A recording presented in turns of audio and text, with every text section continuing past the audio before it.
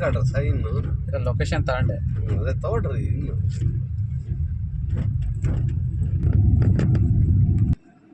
ಹೇಳಿದ್ನಲ್ಲ ಅವ್ರಿನ್ನ ಫೋನ್ ಮಾಡಿಲ್ಲ, ಇನ್ನೂ ಹೇಳಿಲ್ಲ. ಮೋಸ್ಟ್ಲಿ ಒಪ್ಪಿಗೆ ಆಗ್ತತ್ವ ಅವ್ರಿಗೆ, ಒಪ್ಪಿಗೆ ಆಗೈತ ಅವ್ರಿಗೆ. ಚೆನ್ನಾಗೈತೆ, ಸೂಪರ್ ಆಗೈತೆ, ಎರಡು ಮಾತಾಡಂಗಿಲ್ಲ.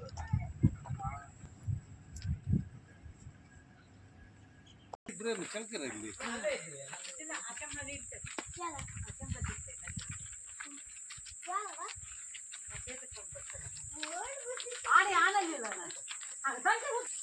ಈ ಬಾಡಿಗೆ ಬರುತ್ತೆ ಮನೆ, ಹಾಂ ಯಾರಿಗೆ ನಮ್ಮ ಮನೆಗೆ. ಹೌದೌದು, ಮನೆ ಬೇಕು, ಎಲ್ಲಾನು ಬರುತ್ತೆ.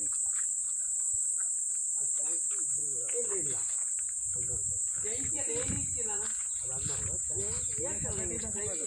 ಸ್ಟ್ರೈಟ್ ಹೋದ್ರಿಂಗೆ ನಾನು ನೋಡಂಗೆ ಇದರಲ್ಲಿ 1.5 ಎಕರೆ ಲಾಸ್ಟು ಈ ನಂದಿನಿ 8 ಎಕರೆ 8.5 ಎಕರೆ ಐತೆ.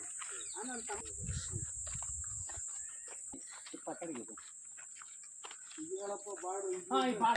ಇಲ್ಲಿ 8 ಎಕರೆಯಿಂದ ರೇಷ್ಮೆ ಐತೆ. ಆಮೇಲೆ ಒಂದು ಕಾಲು ಎಕರೆ ಶೇಂಗಾ ಹಾಕಿದ್ದೇವೆ ಅಷ್ಟೇ. ಇಲ್ಲಿ ಏನಕ್ಕೆ ಶೆಡ್ ಐತೆ, ಮನೆ ಐತೆ, ಖಾಲಿ ಜಾಗ ಆಗಿದ್ದಾವೆ. ಇದು ಕುರಿ ಶೆಡ್ ಅಣ್ಣ? ಅಲ್ಲ, ರೇಷ್ಮೆ ಶೆಡ್. ಶೆಡ್ ರೇಷ್ಮೆ ಬರುತ್ತೆ 2ನೇ ತಾರೀಕು ಕೂಡ 500 ಮೇಳ ಮೈ ಐತೆ.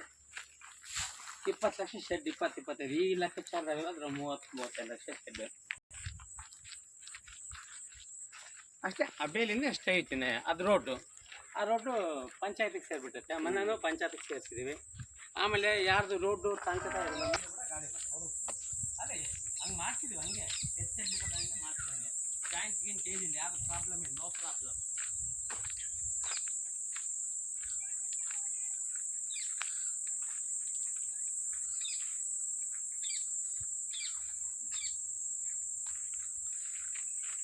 ಎಲ್ಲ ಗ್ರಿಪ್ಪಿದೆ.